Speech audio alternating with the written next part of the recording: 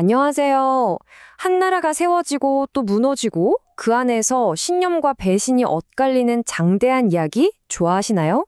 오늘은 구약의 12권의 역사서를 통해서 이스라엘 민족의 수천 년 여정을 함께 따라가 보려고 합니다.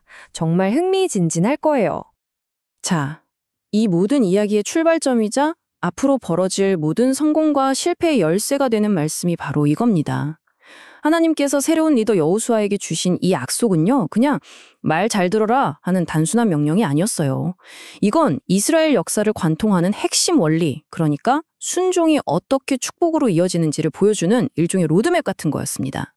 자, 그럼 이야기의 첫 장으로 한번 들어가 볼까요? 바로 약속의 땅입니다. 이 시대는 젖과 꿀이 흐르는 땅이라는 엄청난 약속으로 시작되는데요. 그 이면에는 모든 걸 잃을 수도 있다는 아주 엄중한 경고가 함께 주어졌습니다. 하나님은 이스라엘에게 가나안 족속을 완전하게 몰아내라고 명령하시는데요. 아니 어떻게 이런 명령을 내리실 수 있지? 좀 가혹하게 들릴 수도 있어요. 그렇죠? 하지만 여기엔 명확한 이유가 있었습니다. 당시 가나안 문화는 우상 숭배나 심지어 아이를 제물로 바치는 일까지 벌어질 정도로 극도로 타락해 있었거든요. 이제 막 시작하는 이스라엘 공동체를 그런 악한 영향으로부터 보호하기 위한 일종의 영적인 방역 조치였다고 생각하시면 쉽습니다. 그런데 말이죠. 이스라엘을 든든하게 이끌던 여호수아가 세상을 떠나자마자 상황이 완전히 뒤바뀝니다. 이스라엘은 하나님의 약속을 까맣게 잊어버리고요. 정말 끝이 보이지 않는 어둡고 혼란스러운 터널로 들어가게 되는데요. 그게 바로 사사시대입니다. 이게 정말 안타까운데요. 이스라엘이 무려 350년이 넘는 시간 동안 똑같은 실수를 계속 반복하는 패턴에 갇혀버려요. 먼저 하나님을 떠나 죄를 짓고요. 그럼 어떻게 될까요? 바로 주변 나라들에게 지배를 당하면서 고통받게 되죠. 너무 고통스러우니까 그때서야 하나님께 살려달라고 부르짖습니다. 그러면 하나님은 또 사사라고 불리는 구원자를 보내주시죠.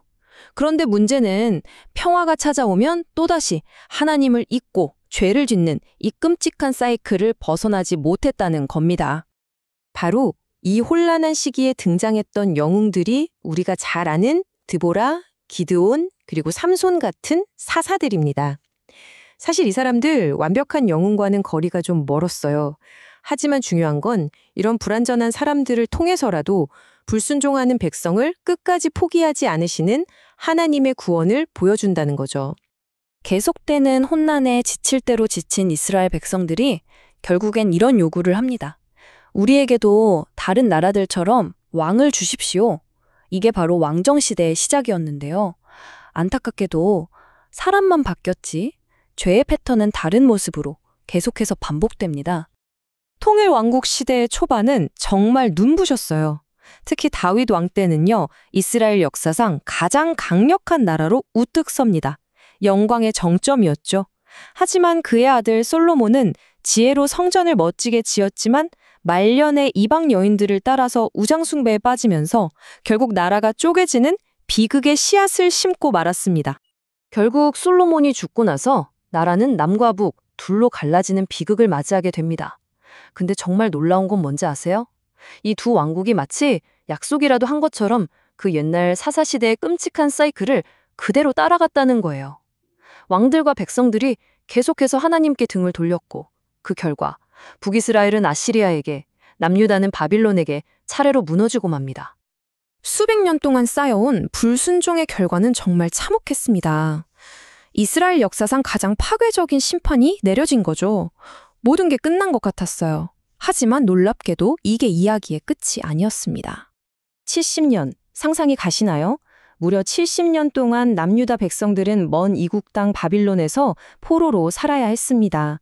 그들의 자랑이었던 수도 예루살렘은 폐허가 됐고 신앙의 중심이었던 성전은 그냥 돌무더기가 되어버렸죠.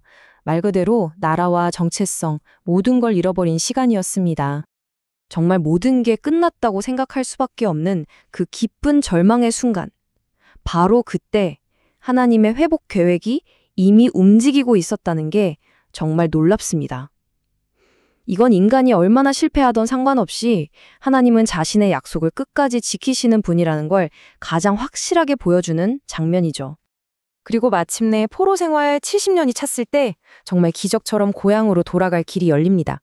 수십 년에 걸쳐서 스룹바벨이 성전을 다시 세우고 에스라가 무너진 신앙 공동체를 회복시키며 느헤미야가 예루살렘 성벽을 다시 쌓아 올렸죠.